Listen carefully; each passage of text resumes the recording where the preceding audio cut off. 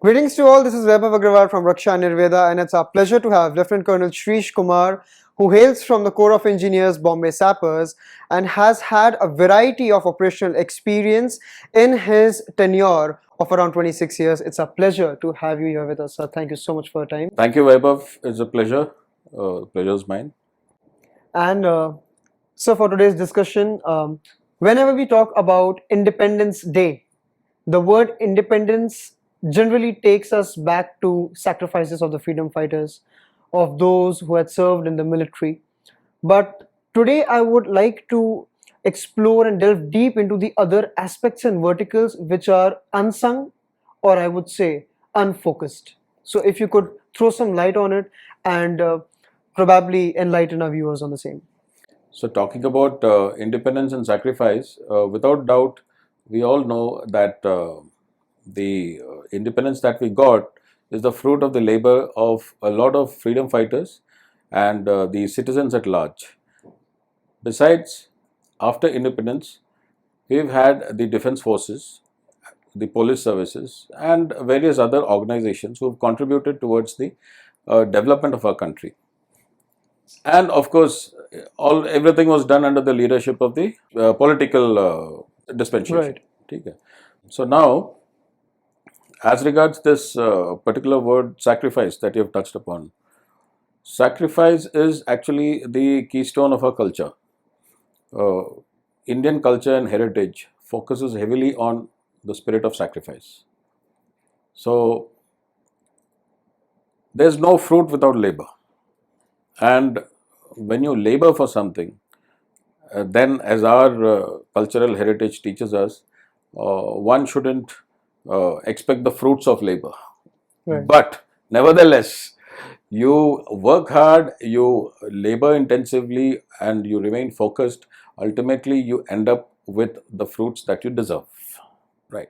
In the bargain, a lot of people would have given up their comforts, would have given up their lives too, and the results and the fruits that accrue would be at the cost of the comfort of the families of the people involved, families of the protagonists. So when I say protagonists, it's basically the freedom fighters, and in present day context, it is the people who are in roles which demand sacrifice, like the defense forces, armed forces, the other uniformed central armed police forces, and a host of other associated organizations Right. like the DRDO, the DGQA, and the MES, and other associated departments. So that is what sacrifice is all about. I mean, sacrifice is inherent and inbuilt in our cultural heritage. So this has to be understood by everybody, and unless the spirit of sacrifice is ingrained in every citizen of the country, there is no way we can make progress and aspire to be, should I say, Vishwaguru? That is the buzzword these days. So that's how it is.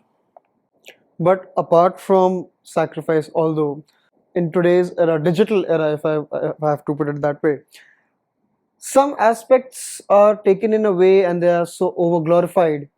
For instance, when we talk about the tri services, it's generally misinterpreted by the layman's, and also as shown by major media entities, it's all about sacrifice, it's all about the valor, it's all about the bloodshed, it's all about the wars that take place. But is it all about, I would say, an army man? Is it all about a military personnel? Uh, if I've understood your question correctly, what you are trying to ask uh, is the military the only arm of the government that is rendering sacrifice, or are you referring to the other types of sacrifice of all departments, or only the military? That is The other sacrifices of the military. of the military. Yeah, the other challenges in terms of psychological, emotional, Okay. or yeah. So now we are moving on to the sacrifices in the military context. That is the armed forces. Right. Right. Even I'm not even referring to the CAPFs or the police force or anything. So we'll restrict. Your question is restricted to only the armed forces. Very true. What you said, that whatever is shown and spoken about and discussed, and displayed is about the blood and gore in operations or particular events, and how people have acquitted themselves in the most commendable manner, won some awards, and lived up to the traditions of the armed forces. That's very good. In fact, that is the main aspect that is to be focused on. But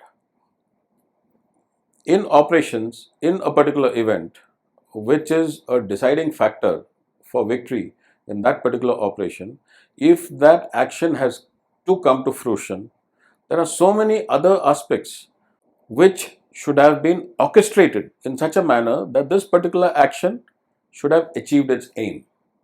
To that extent, there are various other aspects which, like you said, gets neglected and not spoken about, because probably in the visual media uh, it may not sell. That is why. Okay, what sells is the action and the associated aspects of it. Right.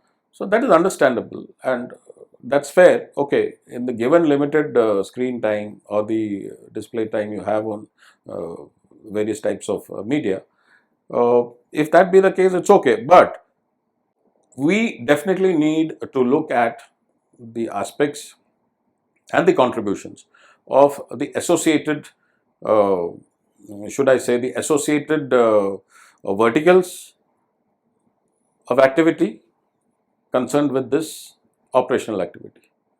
Now, what are those? No operation succeeds without proper execution, planning and execution. So planning, before planning, you initiate it in a particular manner, then you plan it, you execute it. During execution, you monitor, control it. And of course, there is a final conclusion to the operation which decides whether it's a victory, it's not a victory, it's a stalemate.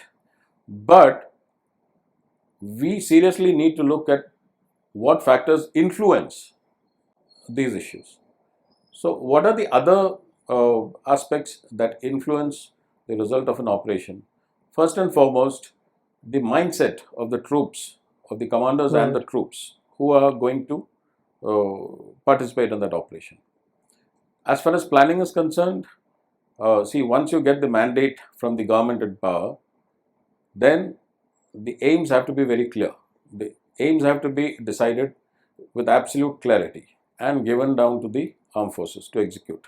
In the absence of adequate clarity, the armed forces wouldn't know the direction which they have to take. You cannot plan an operation in multiple directions, that is for sure. You have to plan an operation and vector all efforts in that direction. That is the only way you can achieve victory. So, planning and execution. In the planning phase, it is the senior commanders and the unit commanders. In the execution, it is the unit commanders or the lower formation commanders and the troops, right?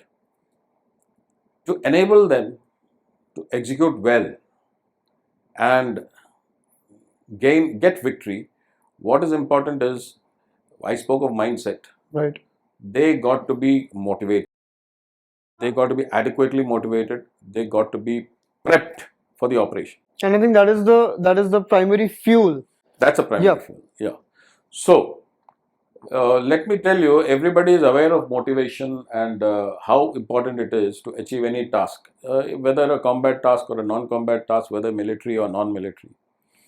But in the military context, an operation carries the risk of loss of life, which means sacrifice. We call it the supreme sacrifice.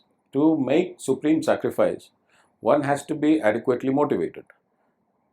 So now, what you can take for granted is that a soldier, before he puts on uniform, he aspires to put on uniform. When he puts on uniform after selection, he is well aware that there is a threat to his life. Absolutely. Very well knowing about the threat to his life, that he can face the gravest dangers, he still comes into this profession. So there is motivation right from the beginning. Demotivation sets in only when the wherewithal that has to be given, all the high morale that has to be injected into the troops is found lacking. If that high morale is not injected in various forms into the troops and the wherewithal is not given to the troops, execution will suffer. right? So that has to be taken note of. Now, we will consider the example of any operation or any campaign which has succeeded. So why does an operation succeed? Or even if it is partially succeeded, or even if it is stalemate, to sustain the efforts of the armed forces troops fighting in that operation, there are aspects which are beyond the circle of the uniformed community per se, Okay. or the fighting troops. Firstly, it is the family. The families have to be motivated. The families have to be looked after. So, if a formation is moving out for operations to a particular sector, their families have to be adequately taken care of in terms of administrative requirements, in terms of security, in terms of welfare They have activities. to be given that impetus to, Yes. yeah, So, they can't be neglected, because you see, in a particular family, if a father is going out, the children are going to miss him, the wife is going to miss him, parents are going to miss him. So, how do you fill the vacuum for those many days, those many months, weeks, months that he's away in operations? It's not just operations, it is, let's say, a field tenure, or in a hard field, or in high altitude where families cannot go. If they have to perform without looking back over the shoulder, then their families have to be looked after adequately and in the best possible manner. So that umbrella covers accommodation, your administrative services, security, right. your other welfare activities, and the engagement of the senior families, that is the officers' families, with the troops' families.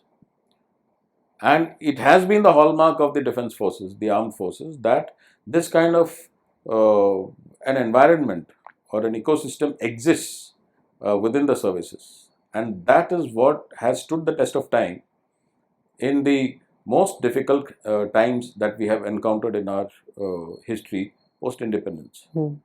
Right. So we are talking of the post independence period. That is why. So, be it the 65 war with Pakistan, be it the 71 war with 71. Pakistan, or the Kargil operations, or the Sri Lanka op Pavan. when troops went overseas, which is a big thing. And families were left behind in their stations. Some of them are left in their villages or in their family houses in cities. People had to be looked after, and it was done. So that is one of the hallmarks of our services. The next is recognition, awareness by the common public, which is always left out. So to give you an example, when I was away in Sri Lanka, to my surprise, people in my city hardly knew what was happening there. But in Okay. those days, between 87 and 89, the media was not that widespread. I mean, you had only Doordarshan and probably a couple of channels. And people weren't aware what the IPK was doing. The only people who were properly aware was where there were casualties. Where casualties, some of them died, killed in action, some of them wounded in action. So when they were evacuated, then the families came to know, and then the extended family came to know what is happening there. Otherwise, what I found was that people were really not concerned. So that awareness and that curiosity to know what decision your government has taken, why it has taken, and what are our troops doing there. So breaking things to the minutest of the atom and make. Do you think it's happening now? It's happening now to a great extent, and it has gone beyond that extent to the opposition and the detractors of the government using it to find fault. So that's also not good. It's also a type of gimmick. I'm It's a assuming. gimmick. Yeah. It's a political gimmick. So you can't. You should not be doing such things for political expediency, just to put the government down. You should not be doing that. On the contrary, whatever happens, uh, all the political elements should come together and support the efforts of the armed forces. This kind of fault finding is not good. Definitely not good, because it affects their families. It affects the people who know them, and the feeling that comes into the soldier is that I am doing something, but then the results are, of no use, and my efforts are of no use because we are being criticized by. There's Uh, no due acknowledgement. there's no acknowledgement. There's no recognition. So if all elements come together and say, right, we got our armed forces there, we are right behind them, and we support them wherever they are deployed for whatever reason, we are right behind you. It boosts morale to the greatest extent. What doesn't boost the morale to the greatest extent is when you say things like, why are they there? What are the requirement of their being there? Look what they have committed. They have shot two people, or civilians have been inconvenienced because of their actions. No. One must remember that the occasion or the time when you call the armed forces out is when it cannot be handled by anybody. The border management force like the BSF or the CRPF or the CISF or any armed police of any state, when they cannot handle a situation, it is that time, whether it is on the border, on the line of actual control, on the line of control, or internal strife, uh, internal matters. When you activate or operationalize the army, it is because it is a no comeback situation. Under such circumstances, it is very important that the entire country's citizenry stand behind them.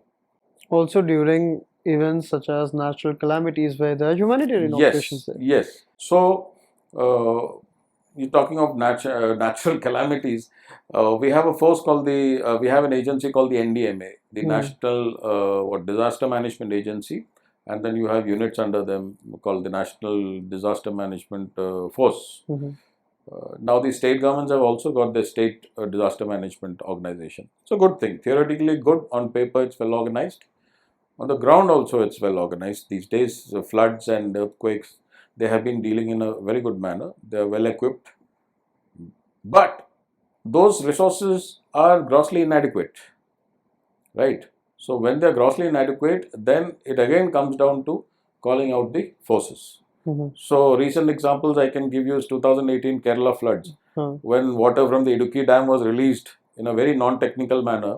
Instead of releasing it gradually, you released in bulk, and it caused a great flood in which a lot of lives were lost and people were inconvenienced.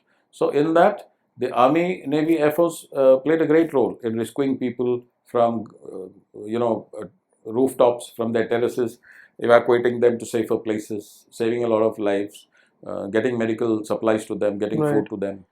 Okay.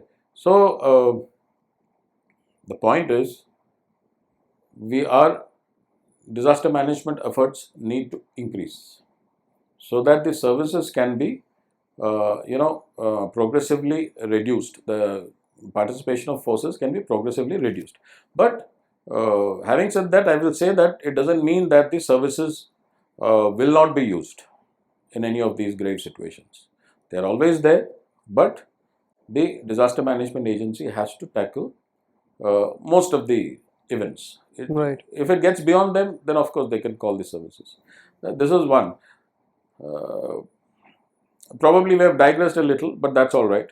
The next aspect of ensuring good operational results, we've spoken of family, we've spoken of security, we've spoken of welfare. Now, we have spoken of recognition and acknowledgement by the public. Right. Now, let me touch upon an aspect uh, that is not spoken about much. See, within the army, all three services, this is relevant to what I am saying. With all three services, Army, Navy, Air Force, the Okay. Coast Guard too. Uh, I'll give you an example from the army. The army has got combat arms and combat support arms, and then the services. So, what constitute the combat arms? It is the infantry, mechanized infantry, the armored corps. Armored. And of course, you have the special forces who are for a totally different task, right? They don't hold ground, they are for strategic role. Okay. Then you have the combat support arms, the Corps of Engineers, the Corps of Signals. These are for supporting all combat efforts, right? And you have the services. So the services our ASC, AOC, the Army or Service Corps, the Army Ordnance Corps, and the electrical mechanical engineers. These are the people who are the logistics arm, right? So the Army Service Corps basically deals with supply of small arms ammunition, rations, fuel oil lubricants, and transport. The Ordnance, the Army Ordnance Corps deals with supply of larger caliber ammunition and all types of hardware related to the Army. The procurement, storage, supply, distribution is their responsibility. The EME deals with the repair, maintenance, overhauling of all types of equipment, from a pin to aircraft. We have helicopters with us, so everything is looked after by them. So weapon systems, transport, all types of transport, all types of radars, electronic equipment is looked after by the EME, maintenance and repair. But oftentimes it's seen that the efforts of these organizations are not adequately recognized. So let me tell you, if the combat arms and the combat support arms are the teeth of the entity, that is the army, the tail that is constituted by these services, without their cooperation or their contribution, the teeth cannot function. Okay? So it's a given, and that is why they are taken for granted always. We always speak of an event.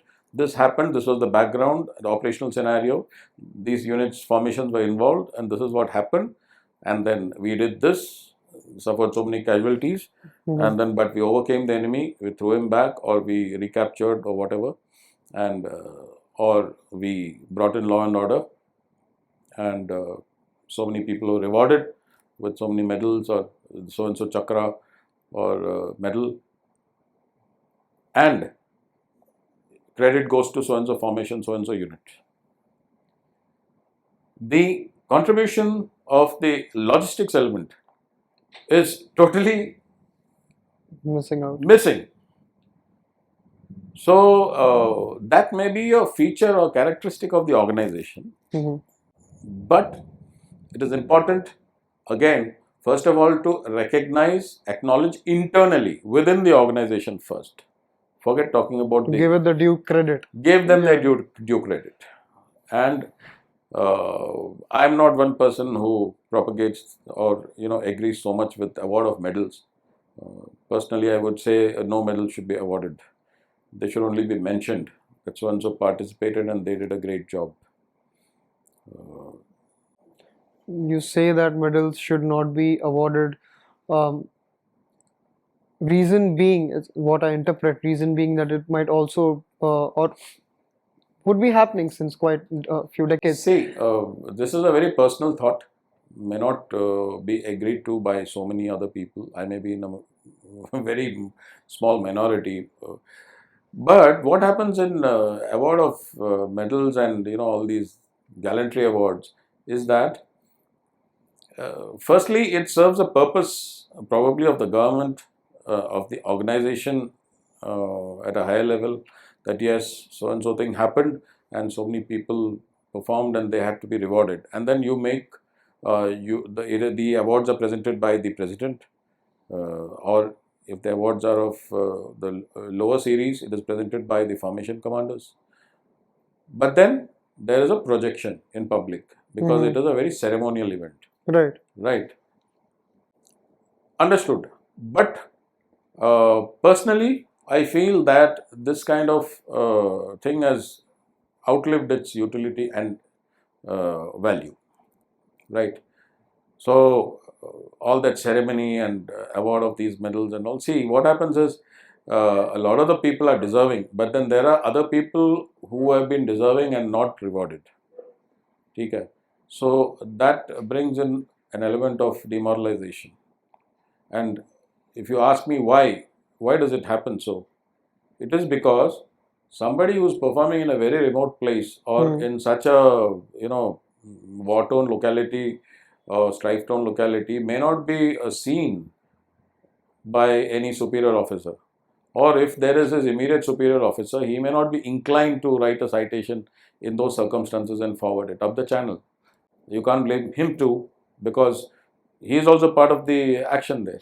And that is Certainly. how people get neglected and then they don't land up with any awards. But when they see lesser actions with lesser outcomes have been rewarded, then it brings in great animosity. It brings in great frustration, which then has to be managed by the unit commander or the company commander level officers. So this is the point. And conceptually, I mean, even if I have to talk at the conceptual level, I would say that we should do away with awards. We do not need. Uh, it's a very extreme opinion or thought, but then Hmm. uh, I'll hold on to it because having seen sufficient uh, events, operations, I would say that you might as well not give awards. You might as well just recognize the unit and mention it in your orders or publish it in your orders, right? So this I spoke. Now getting back to our main discussion, I spoke about the role of the ASC, AOC, and the EME, Right. and not to forget the AMC, the Army Medical Corps. They're the ones who are tending to the injured, to the sick, even in field areas and in the most difficult circumstances, in high altitude. I mean, today it is a big topic to talk about lady officers in uniform and so many other things about them. But let me tell you, we've had lady medical officers operating in the most difficult circumstances, in the most difficult areas, from so many decades. Whether it is the extreme areas of Tawang sector Hmm. or Ladakh or Himachal, there have been lady officers, doctors operating, and they have been doing a fantastic job. But there has been no Again, tom-tomming recognition. of their Yeah. efforts, or no boasts made or nothing. Very underplayed, and I thought that is being very unfair to them. But they deserve so much credit for whatever they have done till date, right? So this is about recognition within the organization, within the services. So part of the combat arms and combat support arms need to understand they can walk, talk, run, perform because of these people. If they do not perform, you can't perform. Correct. There's a direct relationship. And an army marches on its stomach is a very age-old saying. So That's true. there you are. Yeah. So not just rations, Hmm. regular supply of ammunition, and in certain areas they do that at grave risk to their lives, at grave risk, at great discomfort, equally or more than the combat arms. Hmm. Let me tell you, for an EME subunit to evacuate vehicles which are stuck in the snow in difficult areas, or for the Army Service Corps or the Ordnance Corps to ensure that the stores fetch up to the place of delivery, that itself is a challenging task. And there's nobody holding their hand, they're on their own and they perform. They are exposed to all the grave risks, the vagaries of weather, the Hmm. terrain, the threat of shelling, the threat of ambush, everything is there. Correct. But we only like to talk about localized some operation, some event, and etc. etc. You mentioned about the logistical support, the Yeah. medical support. Reminds me of this one particular scene from a Bollywood movie I would not like to mention, where Brigadier Pratap says it takes a lot to get one cup of coffee at 6,000 feet. Oh, okay. Um, that brings me to this subject. Recognition among the officers, among these respective departments, is one affair. While today, the way mainstream media, along with the film industry, the way they portray the trial services or the operations, are somewhere um, in a very, very extravagant and in an ornamental manner, I would say. A lot of fabrication that has been done to it, obviously to make it sizzling. If I had to ask, how should the layman's, whenever they, or the general mass, when they hear about the military or, you know, any particular operation, whether if it's a movie, whether if it's on the news channels, how would you like the mass to recognize a particular operation or the, the trial services? See, Regarding recognizing a particular operation or the performance of our Army, Navy, Air Force in a particular sector for a particular purpose, first of all, the public should be well informed. So, how are the public informed about these events? One is the official channel, the government channel. So, for as far as the army is concerned, you have the ADGPI, Right. which gives out press releases, or the Press Information Bureau, which gives out press releases, or the defense PROs. Even at higher formation levels, you have PROs. They're the ones who give statements. But you're well aware how dry and uh, I don't, I wouldn't like to describe it in any other manner, but they are very dry statements. Right. Doesn't convey much, right? So Just like an overview of. yeah, just an overview, and it's just to say that things are okay and in control. So nothing much is given out in those releases. So then, who has to do it? It is the media of all varieties. So today there is a plethora of media. There is official media, there is semi-official media, there is social media, right? So take your pick. But when you take your pick, after some experience, you will realize some of it is authentic, some of it is not authentic. So here the point to be noted is that do not be aware of spurious media houses who give out a narrative or a description of a particular event uh, which actually doesn't speak the truth, which is actually colored with a bias and a particular agenda. So that one has to be discerning enough. The normal public, the common public, is very prone to be swayed by this variety of media. So after a particular time, everybody realizes which media house is vending what kind of news, right, or descriptions. And a major game also being played on the emotional instinct of. Absolutely. So there is an angle uh, of political expediency which influences certain channels, and then they speak in that manner. I wouldn't say it's an agenda, but then it's a bias. There is a bias, definitely. So you have anti-government, pro-government, somebody in the middle, center. But it's all good, I say, because this is the sign of a vibrant democracy.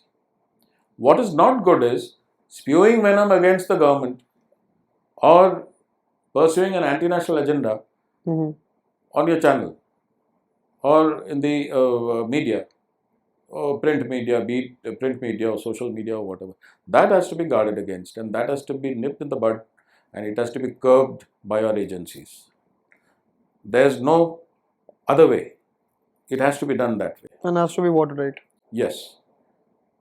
So this is about how it has to be recognized. That was the question, isn't Yeah. it? Yeah. So it is the duty of the media to paint the correct picture and uh, give it to the public. The media owes it to the public to tell them the correct story, but to give it a slant, a twist, Fantasizing it. yeah, Yeah. adding something which is not part of the actual story or narrative, that is very unfair. But it does happen, and we have to guard against it. And in general, it's about the whenever we talk about the operation, so it's about the preparations done and how the operation was being handled with, I would say, things were taken under control and everything was like they put it like a fairy tale, I would say it. But nobody talks about the after effects on the individual lives of the respective officers and those, the commissioned or the non-commissioned, True. who participated actively. Can be in terms of, I would say, PTSD and also the other challenges they have to go through. So if you could, throw some light on these aspects as well. See, as far as PTSD is concerned, PTSD is post-traumatic stress disorder, which is an outcome of an individual having come across or seen or been part of an incident or an event that involved gore and death and very violent event to which he got sudden exposure, and it has affected his psyche very deeply. So that has a detrimental effect on his personality, which is which becomes deep rooted over a period of time. Sometimes the results manifest immediately. In certain cases, it lingers and manifests over a period of time with very bad effects on the person's health and uh, personality as such.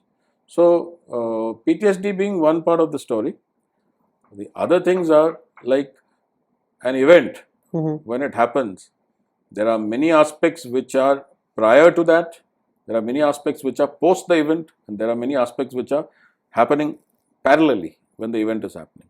These are the things which we neglect, or we never talk of, and we never bother to understand, unless somebody is probably doing in-depth research into that particular subject, topic, or event.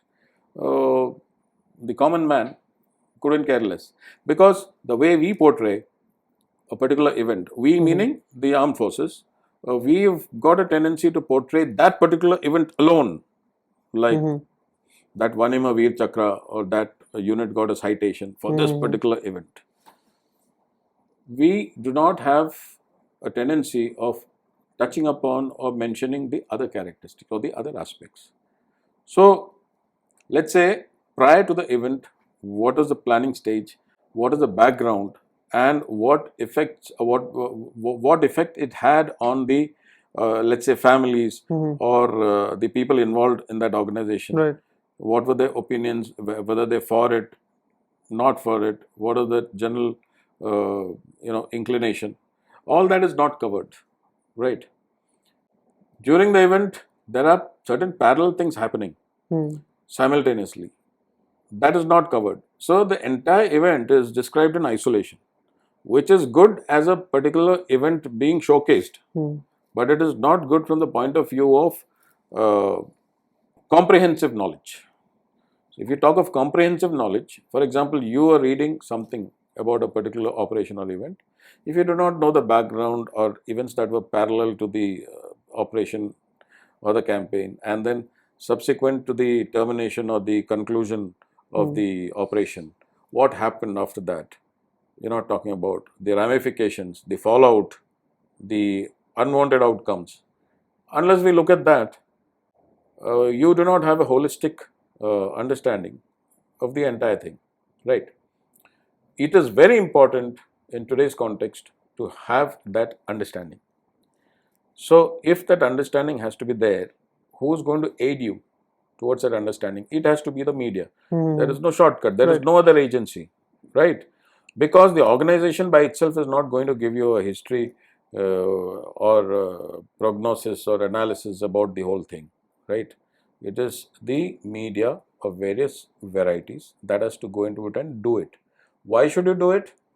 For the education of the common man, because he is the consumer and he deserves to know. Right. In a democracy, the common citizen deserves to know. So, you are discharging your duties to the best of your abilities and living up to what your duties are only if you do this. Otherwise, you're not. The media being the fourth pillar, the fourth estate, judiciary, executive, you're the fourth estate, right? So, that is a major aspect which is always neglected. I mean, this is my opinion. Other people may have a different take on this, but because hitherto it has been like this. But as you are in the age of information and knowledge, you have to metamorphose.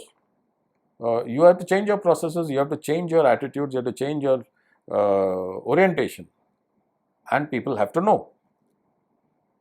Otherwise, we can't call ourselves a democracy, a vibrant democracy, right? And there has to be a limit on how much lies can be spoken or how much misinformation can be spread.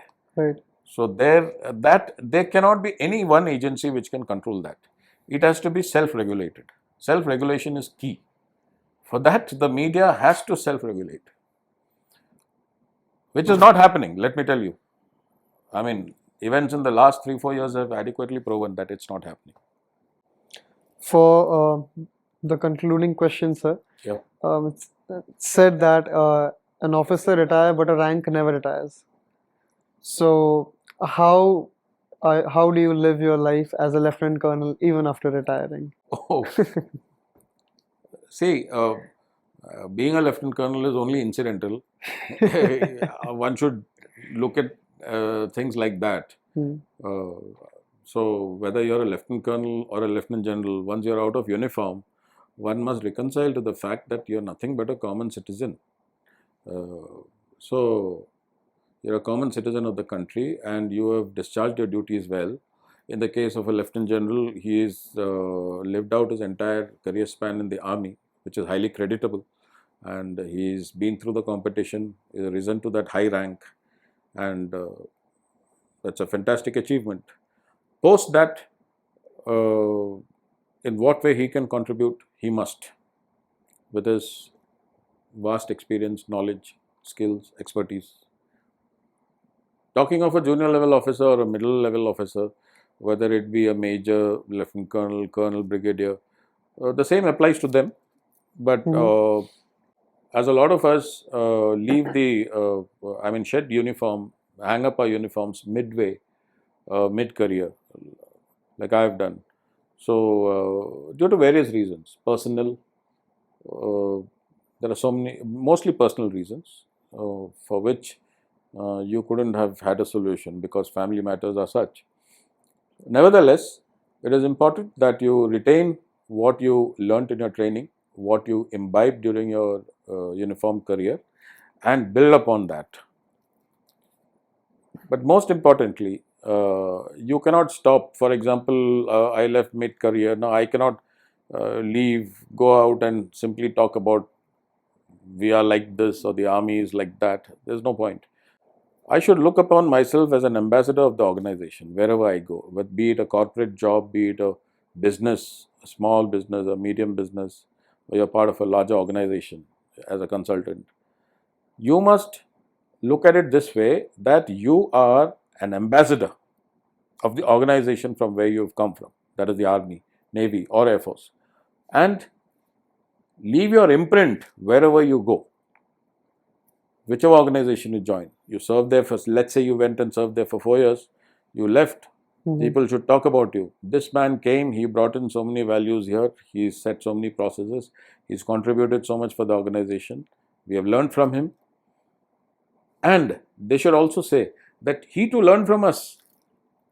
You see, because I have learned so many things working in corporate, Right. starting and carrying on a business of my own. I've learned a lot, and one has to keep learning. Knowledge is incomplete always till your last day. You're Right. always learning something new. So, you asked about myself. I'm still learning. After hanging up my uniform, I worked in corporate for a few years. Then, post 2015, I started my own business, and it's been a learning journey all over, throughout. And second thing, keep your interests alive. One must have chosen areas The of interest. curiosity. Yes, Yeah. the curiosity should never die. It's never that, oh, api to sab ho gaya, dekh liya sab Mhm. kuch. No, it's a misconception that I've seen everything, been there, done that. Never. I truly believe till the last day of your life, you are not qualified to say been there, done that. No. Each emerging situation, each emerging opportunity opens up new vistas. Okay. For you to learn, for you to perform, for you to analyze the outcomes, and so on and so forth. So that's how it is. But most importantly, Hmm. be the ambassador of the organization that you Organization. came from, Right. because that is what made us, and that is what enabled us. Be it the academy, be it the organization, be it my unit, or be it officers who mentored me, be it subordinates who taught me so many things, be it the JCO or the Jawan who told me how to do a particular thing. Mhm. Learn from everybody, and we're very grateful for that. And we try to impart these qualities to the Mhm. people whom we are mentoring. so that they also benefit from it. This process should never end. And one has to be humble about one's achievements. And one has to be eager to learn not just knowledge, skills, analyze them, and go on and contribute positively wherever you go. That's the bottom line. So thank you for such a brilliant and an insightful conversation, sir. Been a pleasure. And I would say that you have dig deep into the hidden realities, which would not just inspire the future generations to come, but also hopefully, make the general mass media literate too. Thank you so much. Thank you very much for Thank that, you. sir.